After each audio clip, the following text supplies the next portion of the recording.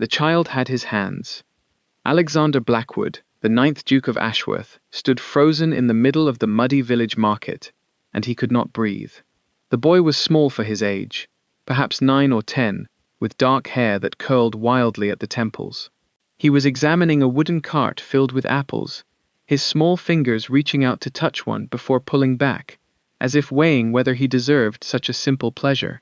His movements were precise, deliberate, the careful movements of a child who had learned to measure every action. Then the boy looked up. Alexander's heart stopped.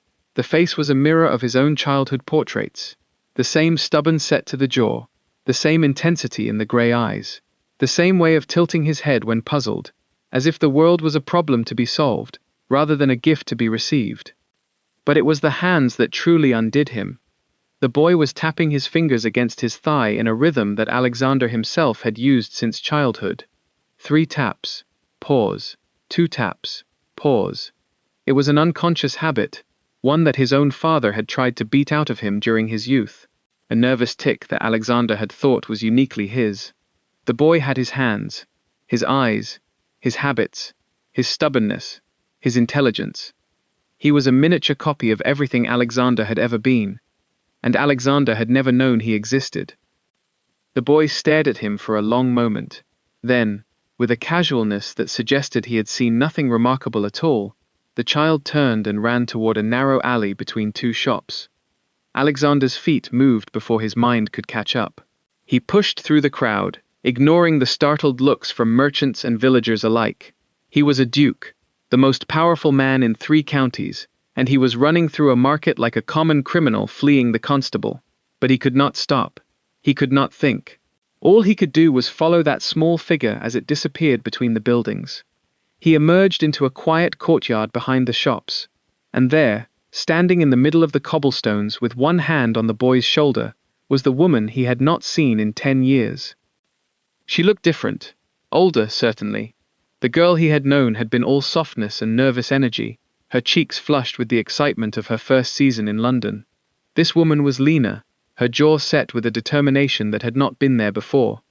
Her dark hair was pulled back in a practical knot, and her dress was simple wool, well made but far from fashionable. There were lines around her eyes that spoke of long nights and difficult years, but there was no mistaking her. Lady Eliza Hartwell. The woman who had vanished from his life without a word, the woman he had searched for, mourned for, and eventually convinced himself had never truly cared for him at all. "Alexander," she said. Her voice was calm, too calm, as if she had been expecting this moment for years, and had rehearsed exactly how she would greet him. Eliza. Her name came out as barely a whisper. The boy, his son, Alexander knew it with a certainty that shook him to his core, looked up at his mother with confusion. "Mama, do you know this gentleman?" Eliza's hand tightened on the boy's shoulder. "Theo, go inside and help Mrs. Jenkins with the bread." "But Mama, now, please." The boy, Theo, hesitated for only a moment. Then, with a final curious glance at Alexander, he disappeared through a door at the back of the courtyard. Alexander and Eliza stood alone, the silence stretched between them like a living thing. "He has my hands," Alexander finally said. She flinched. "Just slightly, I know. He has my eyes, my habits, my—" He stopped, unable to continue. "He has everything of yours," she said quietly. "He has been carrying pieces of you his entire life, Alexander. Pieces you never knew you had given him." The words hit him like a physical blow. "Why, Eliza? Why didn't you tell me?" She was silent for a long moment. Then she said, "Because I didn't think I could trust you, and I was right." He stared at her, the words cutting deeper than any blade. "You didn't trust me? 10 years ago, I saw your father's face in your eyes," she said, her voice trembling slightly. "I saw him in the way you dismissed my father's claims, in the way you refused to believe that someone you knew could be corrupt, in the way you chose loyalty to your name over loyalty to me." Alexander felt the blood drain from his face. "I never." "You did," she said firmly. "You chose your family's reputation over my father's life, and you never even knew you were making the choice." 10 years ago, Eliza had attended the grandest ball of the season in London. She had been young, hopeful, and desperately in love with the powerful young Duke who had captured her heart. But that night had not been the beginning of their love story. It had been the beginning of the end. Eliza's father, Lord Hartwell, had been a respected businessman with an impeccable reputation. He had been investigating financial irregularities within the Blackwood estate, trying to uncover who had been stealing from the Duke's holdings. The investigation had led him to Sir Reginald Morland, a trusted advisor to Alexander's father. But when Lord Hartwell had brought his findings to the old Duke, he had been met with disbelief and hostility. "You are accusing my most trusted advisor of theft," the old Duke had said, his face red with anger. "My advisor has been with our family for 30 years. He is as honest as the day is long. Your Grace, I have evidence." "You have nothing," the old Duke had snapped. "You are a jumped-up merchant who has somehow managed to acquire a title. You do not know the first thing about the affairs of noble families." Lord Hartwell had been dismissed, humiliated, and then, weeks later, he had been arrested for fraud.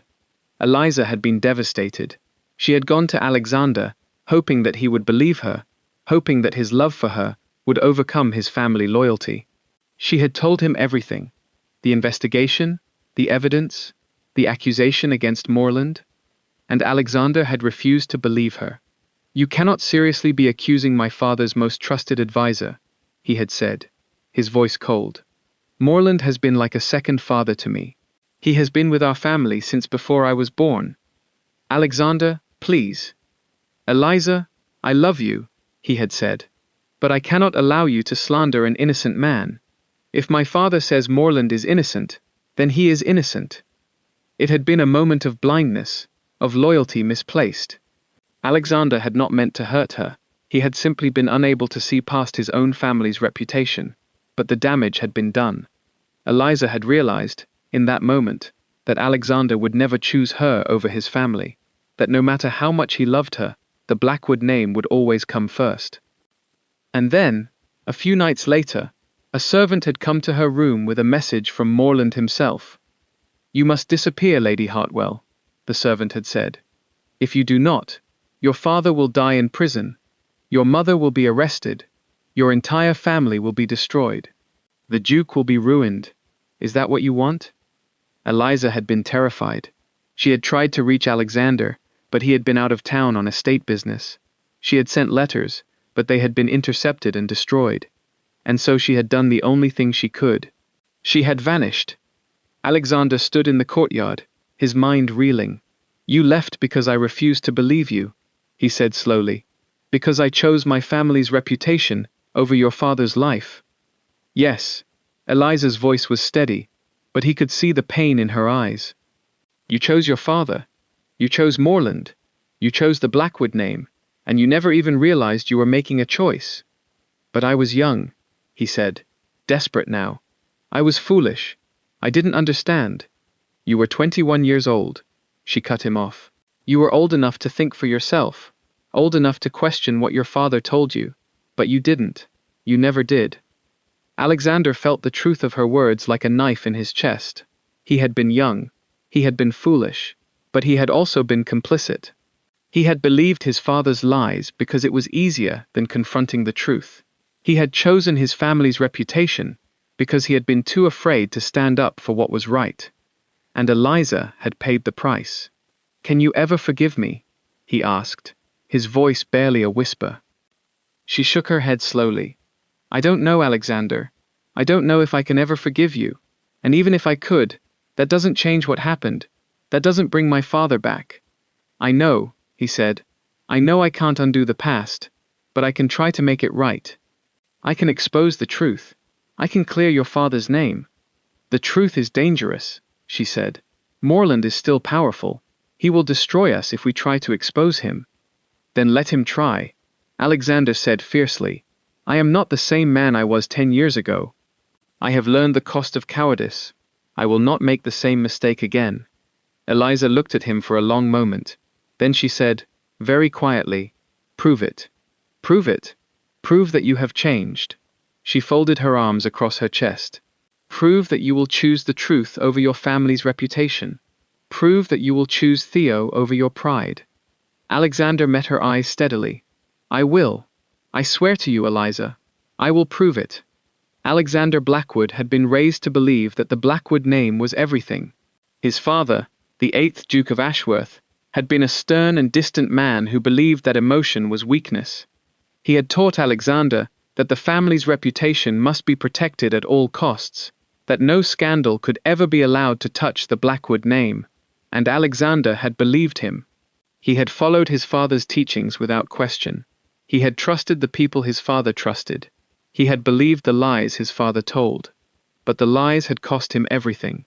The night Eliza had come to him, telling him about her father's investigation, he had been too blind to see the truth.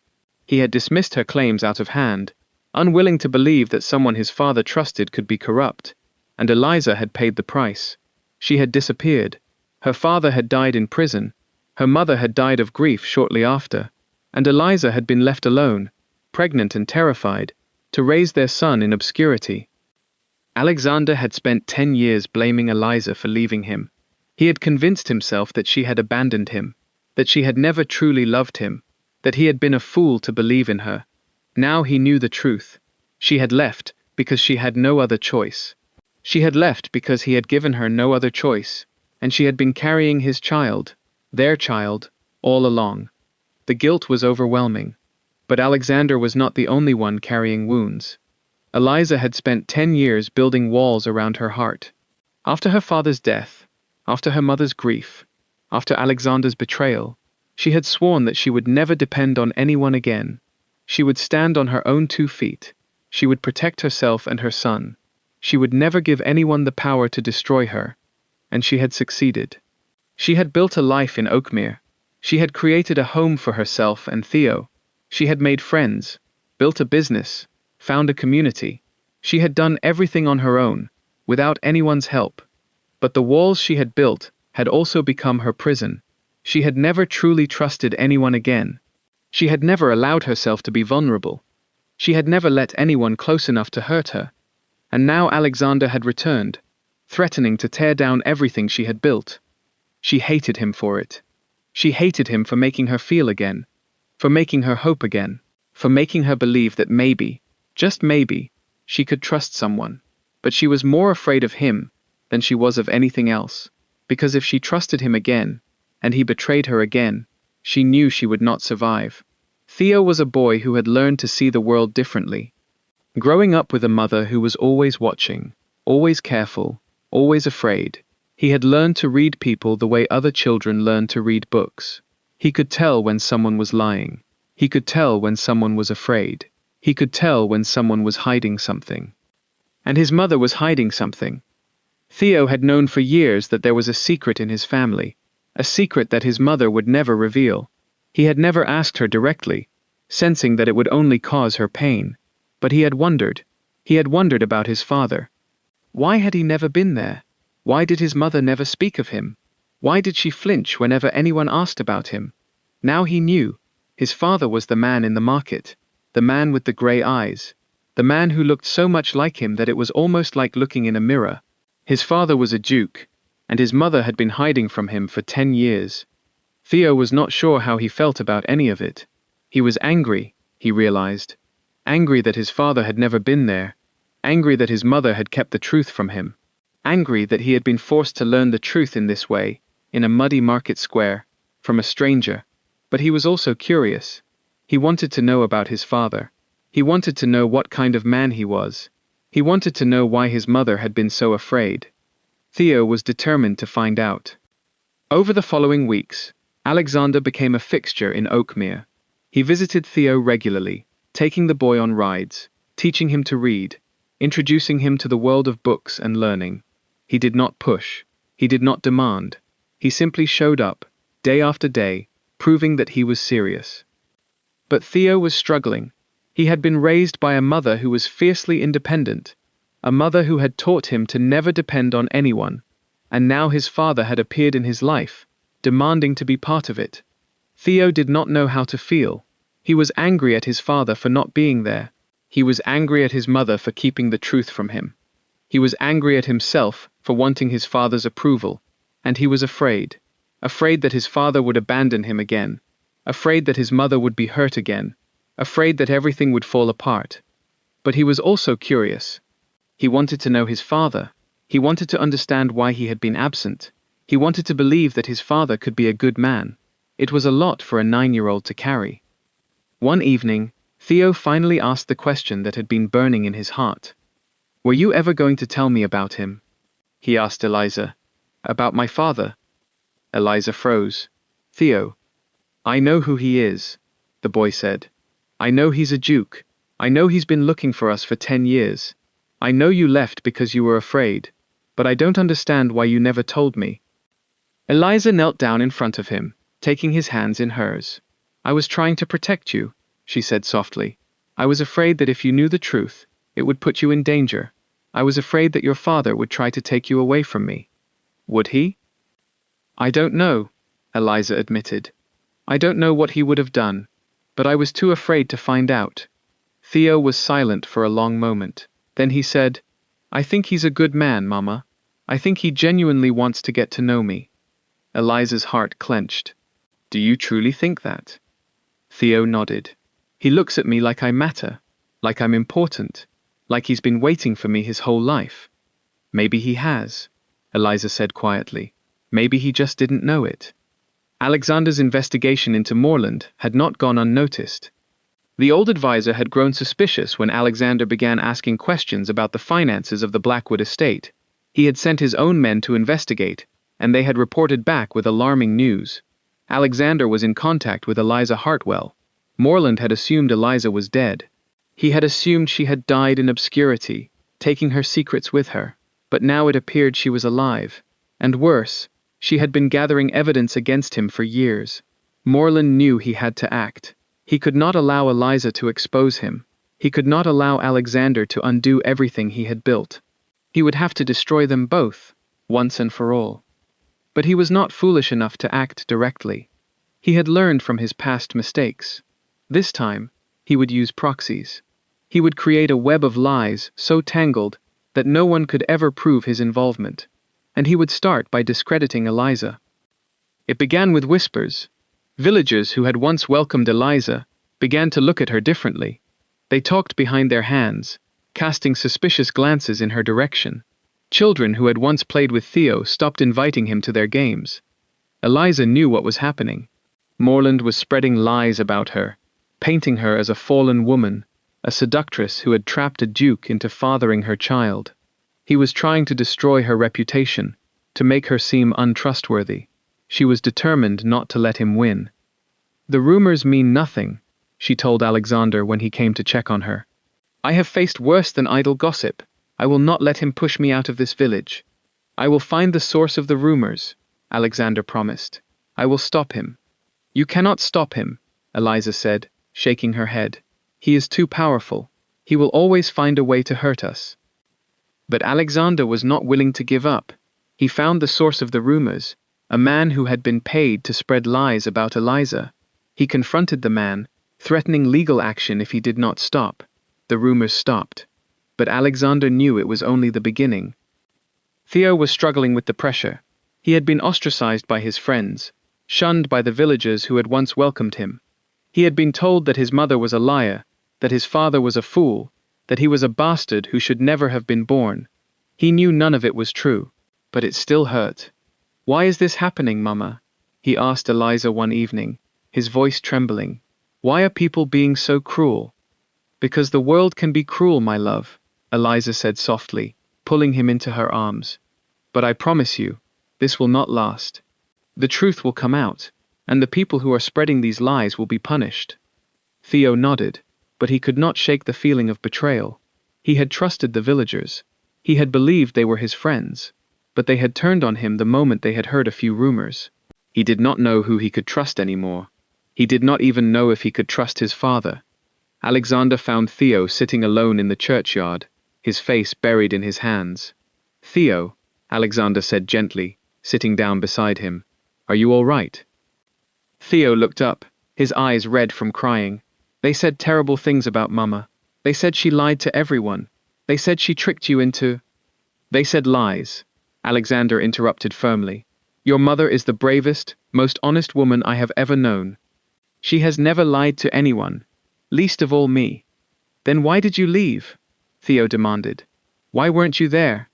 The question cut through Alexander like a knife. I was a fool, he admitted. I was young and proud, and I believed things that weren't true. I hurt your mother deeply, and I have spent the last 10 years regretting it. Theo stared at him. You regret it?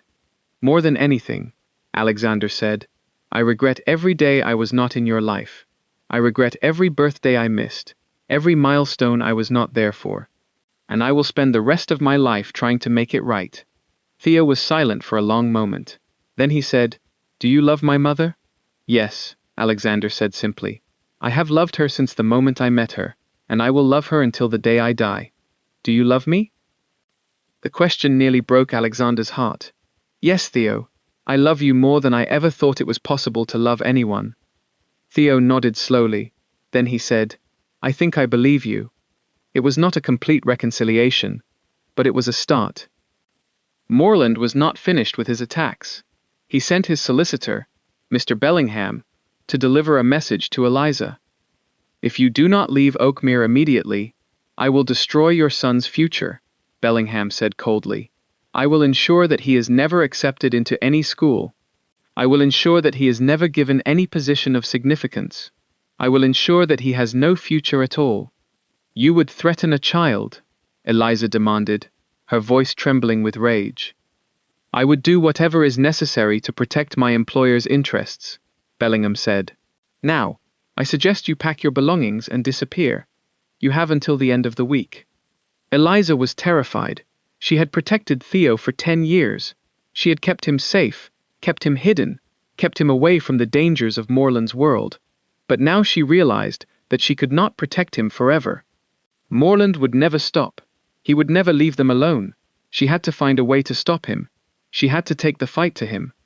Eliza found Alexander in the dressmaker's shop. We need to end this, she said. We need to stop Morland, once and for all.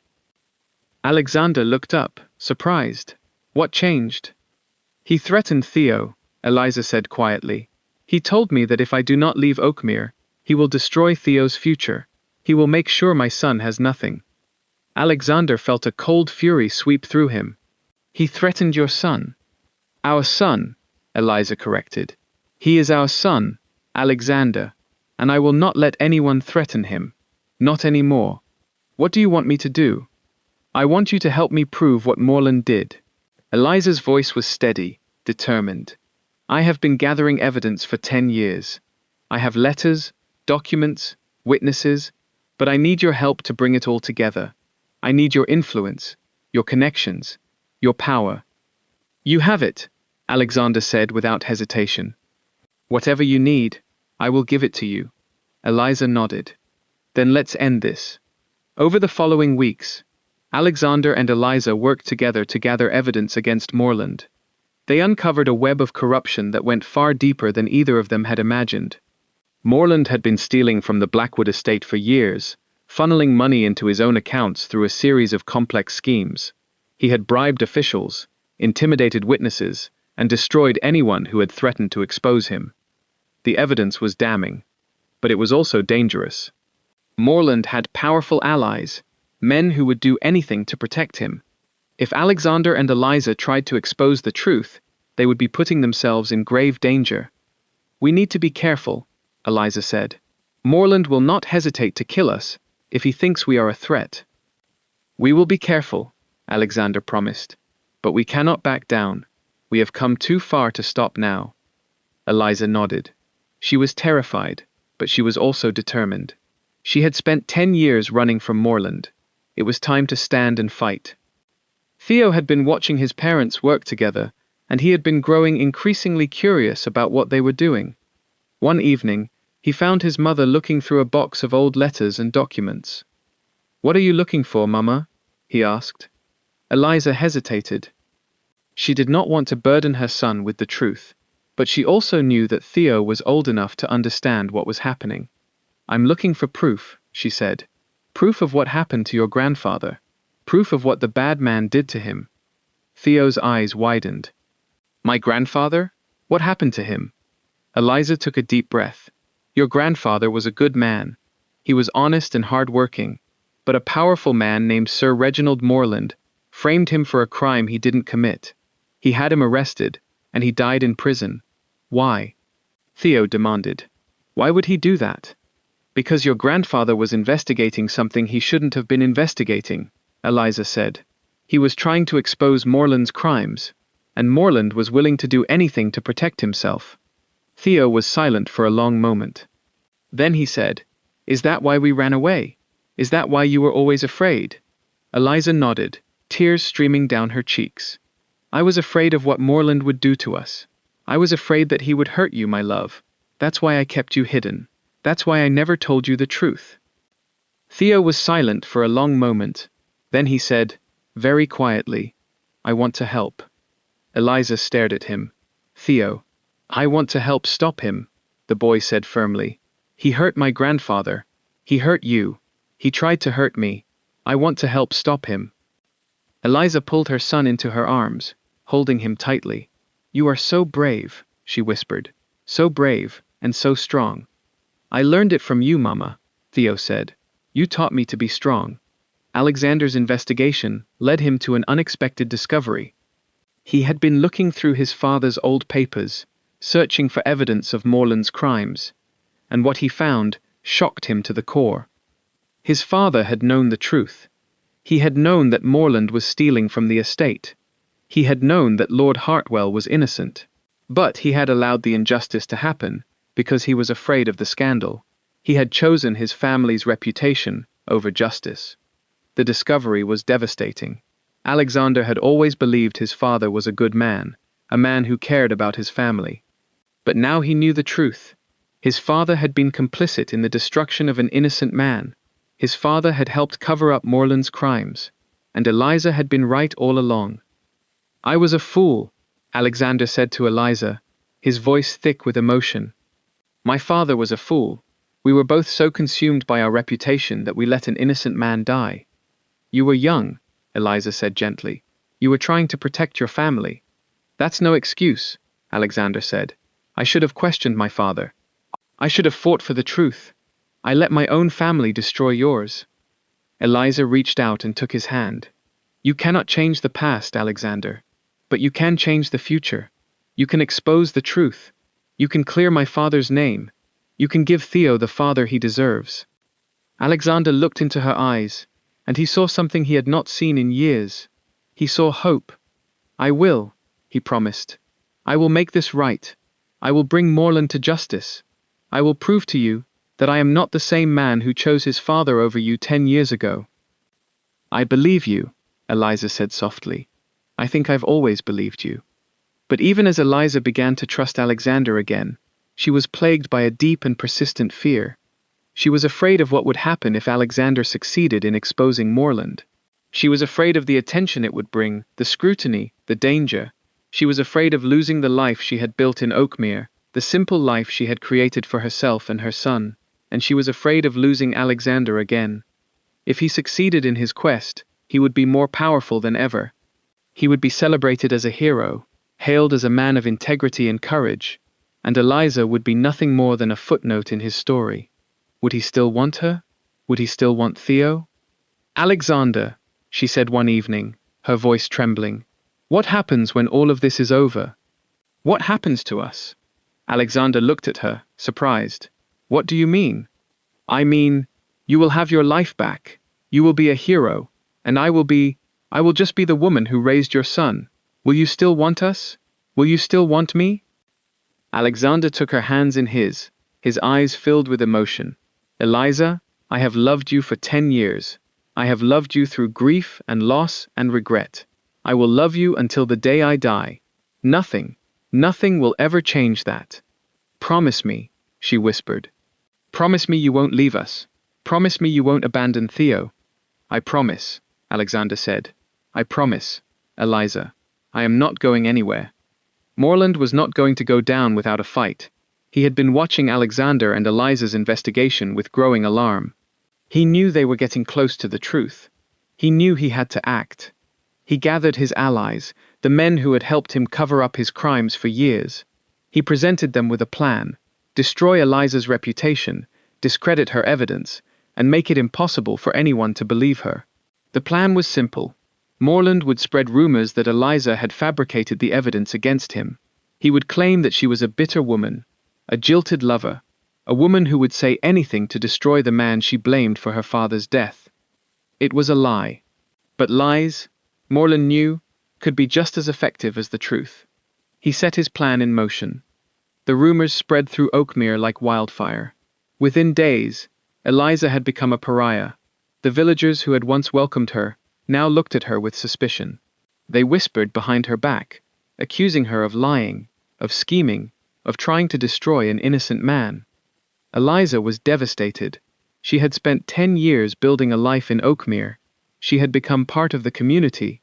She had helped her neighbors, supported them, been there for them in times of need. And now they had turned on her without a second thought. "None of this is true," she told Mrs. Jenkins, her voice trembling. "I have never lied to anyone. I have never tried to destroy an innocent man." "I know, my dear," Mrs. Jenkins said, taking Eliza's hands. "I know you are telling the truth. The people of this village will come to their senses. They will realize they have been deceived." But Eliza was not so sure. The lies had spread too far. The damage had been done. She had lost her friends, her community, her sense of belonging. And she had lost her son's respect. Theo had heard the rumors about his mother. He had heard the whispers, seen the looks, felt the sting of the villagers' judgment. He did not know what to believe. He wanted to believe his mother was telling the truth. He wanted to believe she was a good woman, an honest woman, a woman who had sacrificed everything to protect him. But the rumors had planted seeds of doubt in his mind, and those seeds were growing. "Mama," he asked one evening, his voice hesitant, "did you really make up those lies about Sir Reginald? Did you really?" "No." Eliza's voice was firm, but there was pain in her eyes. "I did not make up anything, Theo. Everything I have said is true. Your grandfather was an innocent man. He was framed for a crime he didn't commit." "Then why doesn't anyone believe you?" Theo demanded. "Why does everyone think you're lying?" Eliza reached out to touch her son's face. "Because the truth is sometimes hard to believe, my love. Because powerful people have a way of making the truth seem like a lie. But I promise you, everything I have told you is true." Theo was silent for a long moment. Then he said, "I believe you, Mama. I trust you." Eliza felt her heart swell with love and gratitude. "Thank you," she whispered. "Thank you, my son." Morland knew he had to act quickly. The rumors had damaged Eliza's reputation, but they had not destroyed her completely. She still had supporters, people who believed in her, and she still had the Duke. If Alexander continued to support her, Morland's plan would fail. He had to find a way to discredit Alexander as well. He sent a message to the king, accusing Alexander of being complicit in Eliza's scheme. He claimed that the Duke had been manipulating the situation for his own benefit, trying to destroy an innocent man to cover up his own crimes. The king, who had always trusted Morland, was troubled by the accusation. He summoned Alexander to London to answer for his actions. Alexander was forced to leave Oakmere. He was forced to leave Eliza and Theo alone. The night before Alexander left, he and Eliza stood in the garden of her cottage. "I will be back as soon as I can," Alexander promised. "I will clear my name, and then I will clear your father's name. I will not let Morland win." "Be careful," Eliza said, her voice trembling. "He is dangerous, Alexander. He will do anything to stop you." "I know," Alexander said, "but I will not let him win. I will not let him destroy us." He kissed her forehead, a gentle, tender gesture that said more than words ever could. Then he was gone. Alexander arrived in London to a world of accusations and suspicion. The king was angry, demanding answers.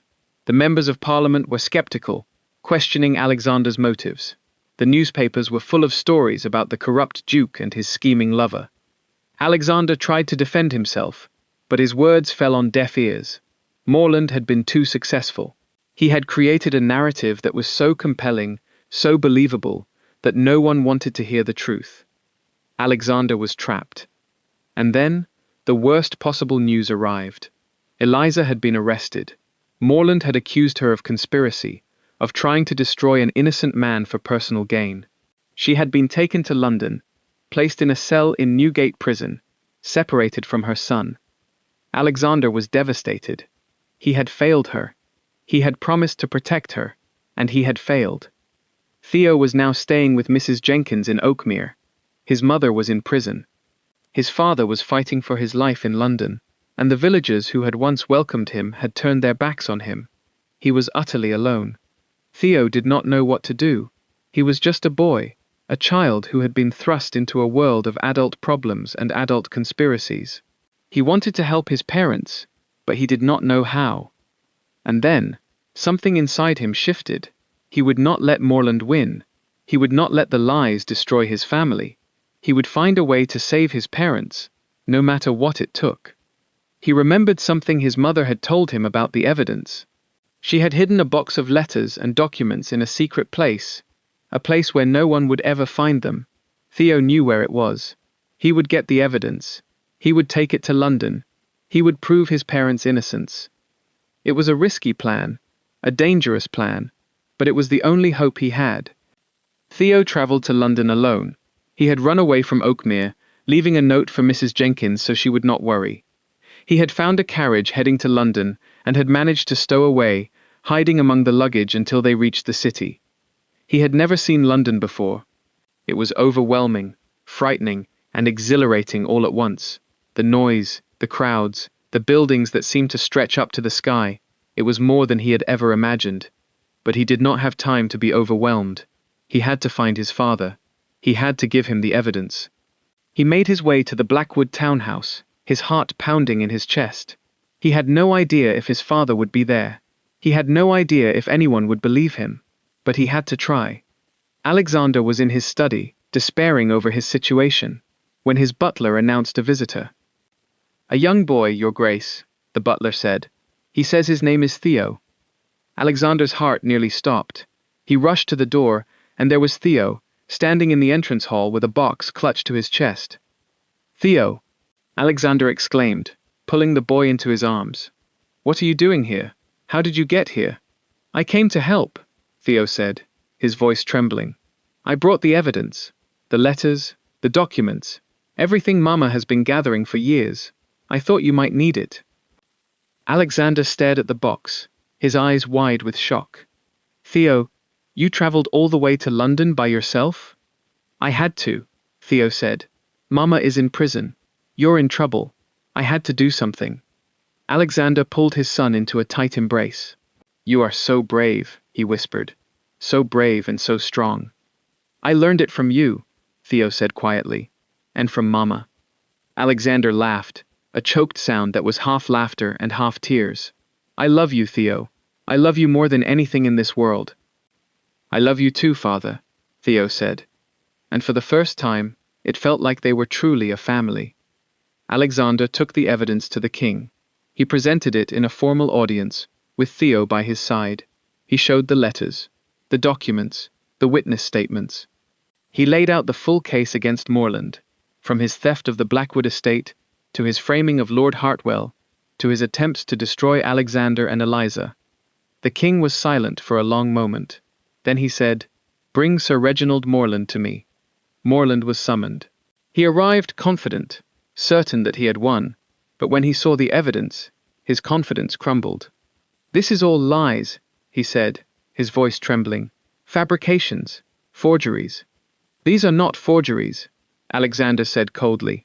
"These are your own letters, your own documents, your own words." Morland opened his mouth to protest, but no words came out. He had been defeated. Morland was arrested and charged with fraud, conspiracy, and murder. His allies quickly abandoned him, turning against him to save themselves. His network of corruption crumbled, and the truth was finally exposed. Lord Hartwell's name was cleared.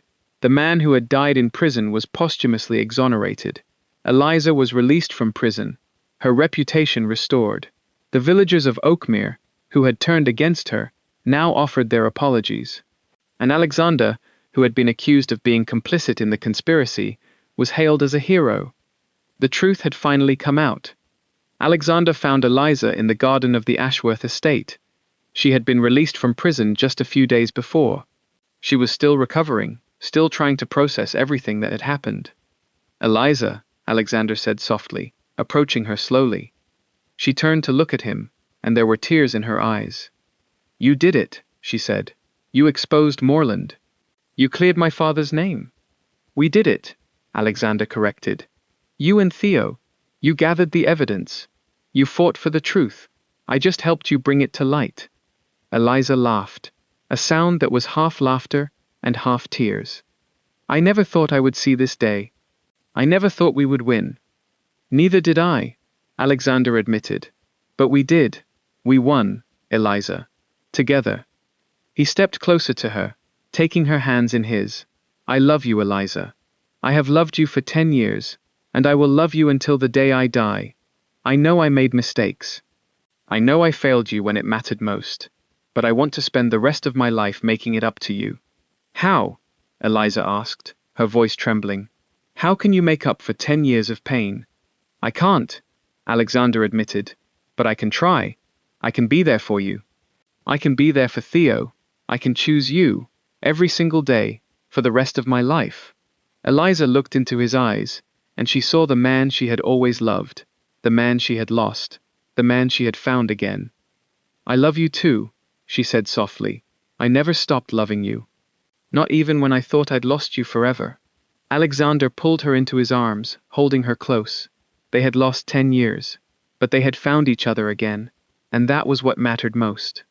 Alexander and Eliza were married in the small church at Oakmere. It was not a grand affair, not the kind of wedding that one would expect for a duke and his duchess. There were no hundreds of guests, no lavish feast, no expensive decorations. Instead, it was a simple ceremony, attended by the villagers who had stood by them and the friends who had supported them through the difficult times. Theo stood at Alexander's side, watching his mother walk down the aisle. She was beautiful, radiant, happier than he had ever seen her, and when Alexander and Eliza said their vows, promising to love and cherish each other for the rest of their lives, Theo felt his heart swell with joy. His parents were finally together. His family was finally whole. Theo grew up to be a fine young man, just as his parents had always known he would. He was intelligent and kind, with his mother's determination and his father's sense of justice. He attended the finest schools, excelled in his studies, and became a respected member of society. But he never forgot his roots.